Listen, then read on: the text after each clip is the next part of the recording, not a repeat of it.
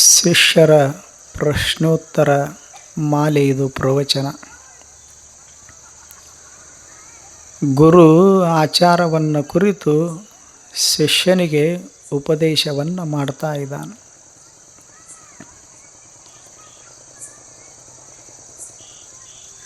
ಶಶಿನಾ ಶೋಭತೆ ರಾತ್ರಿ ಸೂರ್ಯೇಣ ಶೋಭತೆ ಸೃಷ್ಟಿ ಸತ್ಯೇನ ಶೋಭತೆ ವಾಣಿ ಸದಾಚಾರ ಶೋಭತೆ ಜೀವನಂ. ಭಾಳ ಸುಂದರವಾದ ಮಾತನ್ನು ಹೇಳಿದ್ದಾರೆ. ಈಗೇನು ರಾತ್ರಿ ಆಗ್ಯದಲ್ಲ, ಈ ರಾತ್ರಿಗೆ ಶೋಭೆ ಬರಬೇಕಾಗಿತ್ತು ಅಂದ್ರೆ, ಈ ರಾತ್ರಿಯ ವೈಭವ ಹೆಚ್ಚಾಗಬೇಕಾಗಿತ್ತಂದ್ರೆ ಯಾವುದರಿಂದ ಆಗ್ತದೆ? ರಾತ್ರಿ ಯಾವುದರಿಂದ ಶೋಭೆಗೊಳ್ತದಂತ ಕೇಳಿದ್ರೆ ಅವ್ರು ಹೇಳ್ತಾರ, ಶಶಿನಾ ಶೋಭತೆ ರಾತ್ರಿ. ರಾತ್ರಿಗೆ ಬೆಲೆ ಬರಬೇಕಾಗಿತ್ತು ಅಂದ್ರೆ ಸೂರ್ಯನ ಹಾಲ ಬೆಳದಿಂಗಳ ಭೂಮಂಡಲದ ತುಂಬ ಹರಬೇಕು. ತಾವೆಲ್ಲ ರೈತರಿದ್ದೀರಿ, ನೋಡಿರಿಲ್ಲ? ಹಂತಿ ಕಟ್ಟಿ ಕಣ ಮಾಡಿ ರಾಶಿ ಮಾಡುವಾಗ ತೂರುತ್ತಿದ್ರು. ಯಾವಾಗ? ಕತ್ತಲದಾಗಲ್ಲ, ಚಂದಿರನ ಬೆಳದಿಂಗಳ ಬೆಳಕಿನೊಳಗೆ ಹಂತಿ ಕಟ್ಟಿ ಹಾಡ ಹಾಡಿ ಒಕ್ಕಲತನ ಮಾಡ್ತಿದ್ರಲ್ಲ, ರಾಶಿ ಮಾಡ್ತಿದ್ರಲ್ಲ. ಕಾರಣ ಚಂದಿರನ ಬೆಳದಿಂಗಳ ಅದ ಅಂತ ತಿಳ್ಕೊಂಡು ಅವ್ರದ್ದೆಲ್ಲ ರಾಶಿ ನಡೀತಿತ್ತು. ಅದಕ್ಕೆ ರಾತ್ರಿಗೆ ಬೆಲೆ ಬರಬೇಕಾಗಿತ್ತು. ರಾತ್ರಿಗೆ ಒಂದಿಷ್ಟು ಮಹತ್ವ ಬರಬೇಕಾಗಿತ್ತು. ಅಂದ್ರೆ ಯಾವುದರಿಂದ ಬರ್ತದಂತ ಕೇಳಿದ್ರೆ ಚಂದಿರನ ಬೆಳದಿಂಗಳಿಂದ. ಶಶಿನಾ ಶೋಭತೆ ರಾತ್ರಿ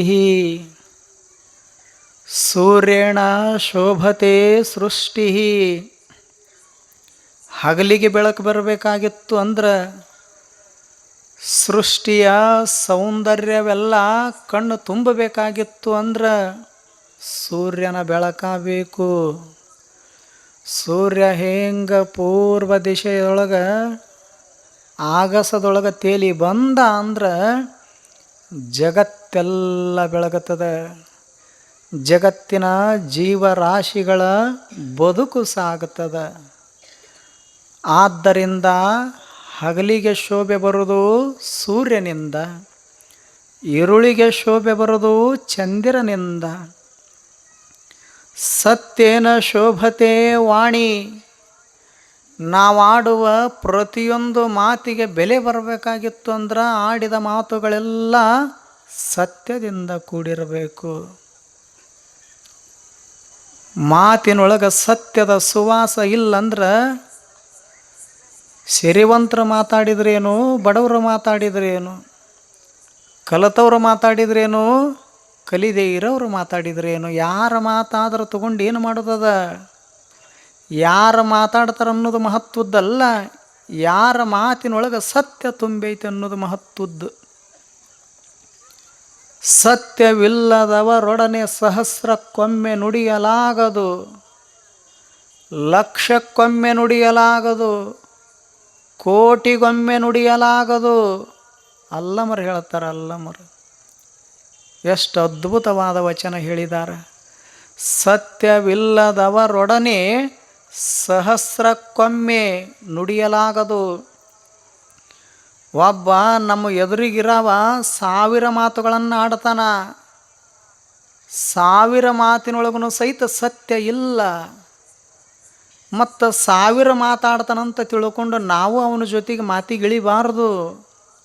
ಆಡಿದ ಮಾತಿನೊಳಗೆ ಅಸತ್ಯ ತುಂಬ್ಯದ. ಮತ್ತು ಸುಳ್ಳು ಹೇಳೋರ ಜೊತೆಗೆ ಮಾತಾಡ್ಕೋತ ಕೂತೇವೆ ಅಂದ್ರೆ ನಮ್ಮ ಮಾತೂ ಬೆಲೆ ಕಳ್ಕೊಳ್ತಾವು. ನಮ್ಮ ಮಾತಿಗೂ ಬೆಲೆ ಬರೋದಿಲ್ಲ. ಸಹಸ್ರಕ್ಕೊಮ್ಮೆ ನುಡಿಯಲಾಗದು, ಲಕ್ಷಕ್ಕೊಮ್ಮೆ ನುಡಿಯಲಾಗದು. ಸುಳ್ಳು ಹೇಳೋರು 1,00,000 ನುಡಿಗಳನ್ನು ಆಡವಲ್ರ್ಯಾಕ. ಅವ್ರ ಜೊತೆಗೆ ಮಾತಾಡಕ್ಕೆ ಹೋಗಬೇಡ. ಕೋಟಿ ಮಾತುಗಳನ್ನು ಆಡವಲ್ರ್ಯಾಕ. ಅವ್ರ ಜೊತೆಗೆ ನೀ ಮಾತಿಗಿಳಿಬೇಡ. ಯಾಕೆ? ಆಡಿದ ಮಾತೆಲ್ಲವೂ ಸುಳ್ಳ. ಏನು ನೋಡ್ಬೇಕು, ಕೆಲವರು ಆಡ್ತಿರ್ತಾರೆ. ಸುಳ್ಳಿನ ಮ್ಯಾಲ ಸುಳ್ಳ, ಸುಳ್ಳಿನ ಮ್ಯಾಲ ಸುಳ್ಳ. ಮುಂಜಾನೆ ಒಂದು ಥರದ ಮಾತು ಬೇರೆ, ಮುಂಜಾನಿದು ಮಧ್ಯಾಹ್ನಕ್ಕಿರೋದಿಲ್ಲ, ಮಧ್ಯಾಹ್ನದ್ದು ರಾತ್ರಿಗಿರೋದಿಲ್ಲ. ಹೀಗೆ ಸುಳ್ಳು ಹೇಳ್ಕೋತ ಮಾತುಗಳನ್ನು ನಮ್ಮ ಸುತ್ತಮುತ್ತ ಹರವಿದ್ರೆ ಆ ಮಾತು ಯಾರಿಗಾದರೂ ಬೆಳಕು ಚೆಲ್ಲಕ್ಕೆ ಸಾಧ್ಯದವೇನು? ಆಡಿದವರ ಬದುಕಿನೊಳಗೂ ಬೆಳಕು ಚೆಲ್ಲುವುದಿಲ್ಲ, ಇನ್ನು ಕೇಳಿದವ್ರ ಬದುಕಿನೊಳಗೆ ಮೊದಲ ಚೆಲ್ಲುವುದಿಲ್ಲ. ಅದಕ್ಕೆ ನೀನಾಡುವ ಮಾತಿಗೆ ಬೆಲೆ ಬರಬೇಕಾಗಿತ್ತಂದ್ರೆ ಪ್ರತಿಯೊಂದು ಮಾತಿನೊಳಗೂ ಸತ್ಯದ ಸುವಾಸ ಹರಬೇಕು. ಮನುಷ್ಯನೇ ಸತ್ಯೇನ ವಾಣಿ. ಮುಂದೊಂದು ಚಲೋ ಮಾತು ಹೇಳ್ತಾರೆ ಅವರು, ಸದಾಚಾರೇಣ ಶೋಭತೆ ಜೀವನಂ. ರಾತ್ರಿಗೆ ಬೆಲೆ ಬರಬೇಕಾಗಿತ್ತು ಅಂದ್ರೆ ಚಂದಿರನ ಬೆಳಕ ಬೇಕು, ಹಗಲಿಗೆ ಶೋಭೆಗೊಳ್ಳಬೇಕಾಗಿತ್ತು ಅಂದ್ರೆ ಸೂರ್ಯನ ಬೆಳಕು ಬೇಕು. ಮಾತಿನ ಬೆಲೆ ಹೆಚ್ಚಾಗಬೇಕಾಗಿತ್ತಂದ್ರೆ ಸತ್ಯದ ಸುವಾಸ ಹರಬೇಕು. ಹೇಗೆ?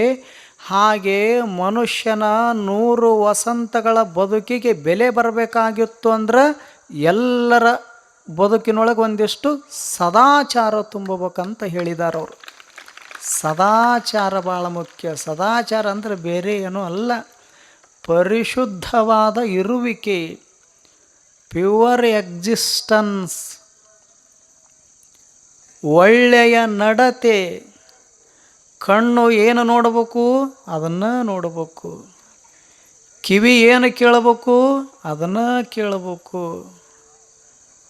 ಜಗತ್ತ ಇದು, ಇಲ್ಲಿ ಒಳ್ಳೆಯ ದೃಶ್ಯಗಳು ಅದಾವು, ಕೆಟ್ಟ ದೃಶ್ಯಗಳು ಅದಾವು. ಕೆಟ್ಟ ದೃಶ್ಯಗಳನ್ನು ಬಿಡೋದದ, ಒಳ್ಳೆಯ ದೃಶ್ಯಗಳನ್ನು ನೋಡೋದದ. ಗಾಳಿಯೊಳಗೆ ಕೆಟ್ಟ ಶಬ್ದಗಳನ್ನು ಕಿವಿ ಮ್ಯಾಲ ತೇಲಿ ಹೋಗುತ್ತಿರ್ತಾವು, ಒಳ್ಳೆಯ ಶಬ್ದಗಳನ್ನು ತೇಲಿ ಬರ್ತಿರ್ತಾವು.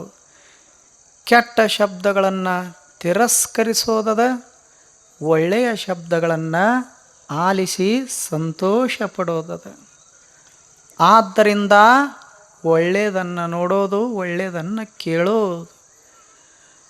ಸಾಧ್ಯ ಆದ್ರೆ ಏನು ಭಗವಂತ ಕೈ ಕೊಟ್ಟನ ಒಳ್ಳೆಯ ಕಾರ್ಯಗಳನ್ನೇ ಮಾಡೋದು. ಇದ ಆಚಾರ ಅಲ್ಲೇನು? ಇದಕ್ಕಿಂತ ಮಿಗಿಲಾದ ಆಚಾರ ಮತ್ತೆ ಯಾವ್ದಾರ ಅದ ಏನು? ಕಷ್ಟಪಟ್ಟು ಒಬ್ಬ ಮನುಷ್ಯ ಗಿಡ ಹಚ್ಚಾನಂತ ತಿಳ್ಕೊಳ್ಳಿ, ನೀರು ಉಣಿಸ್ಯಾನ, ಗೊಬ್ಬರ ಹಾಕ್ಯಾನ, 24 ಗಂಟೆ ಏನದವಲ್ಲ ಒಂದು ದಿವಸಕ್ಕೆ, ಅದರೊಳಗೆ 10-15 ತಾಸು ಬರೀ ಗಿಡ ಮರಗಳನ್ನು ಪೋಷಣೆ ಮಾಡೋಕೆ ಸಮಯವನ್ನು ಮೀಸಲುಗೊಳಿಸ್ಯಾನ. ಅಷ್ಟು ಅದ್ಭುತವಾದ ಕೈಗಳನ್ನು ಬಳಸ್ಯಾನ. ಆದರೆ ಇನ್ನೊಬ್ಬ ಬಂದು ರಾತ್ರೋರಾತ್ರಿ ಹಚ್ಚಿದ ಗಿಡನ ಕಡಿದು ಚೆಲ್ಲಿದ ಅಂದ್ರೆ ಏನಾಗುತ್ತದೆ? ಅದಕ್ಕೆ ಆಚಾರ ಅಂತಾರೆ. ಯಾವ ಹಚ್ಚಿ ಸೃಷ್ಟಿಯ ಸೌಂದರ್ಯಕ್ಕೆ ಒಂದಿಷ್ಟು ಮೆರಗು ತಂದಾನಲ್ಲ ಅವನ ಕೈಗೆ ಆಚಾರ ಗೊತ್ತದ ಅಂತ ಅರ್ಥ. ಮತ್ತು ಹಚ್ಚಿದ ಗಿಡ ಕಡ್ದಾನಂದ್ರೆ ಅವನ ಕೈಗೆ ಆಚಾರ ಗೊತ್ತಿಲ್ಲ ಅಂತ ಅರ್ಥ. ಅದು ಅನಾಚಾರದ ಬದುಕಾಗ್ತದೆ. ಅದಕ್ಕೆ ಕೈಗಳನ್ನು ಯಾವುದಕ್ಕೆ ಬಳಸಬೇಕು, ಯಾವುದಕ್ಕೆ ಬಳಸಬಾರದು. ಈಗ ಮನ್ಯಾಗ ಚಾಕು ಅದ ಇಲ್ಲ, ಚಾಕು ಕಾಯಿಪಲ್ಯ ಹೆಚ್ಚಾಕನೂ ಬರ್ತೈತಿ, ಬ್ಯಾಡಾದವ್ರಿಗೆ ಚುಚ್ಚಾಕನೂ ಬರ್ತೈತಿ. ವಸ್ತು ಒಂದೇ, ಕೆಲಸ ಎರಡು ಮಾಡುತ್ತದೆ. ಹಾಗೆ ಕೈಗಳ ಮಾಟ ಒಂದೇ, ಕಣ್ಣುಗಳ ನೋಟ ಒಂದೇ, ಕಾಲುಗಳ ಓಟ ಒಂದೇ, ಕೈಗಳ ಮಾಟ ಒಂದೇ.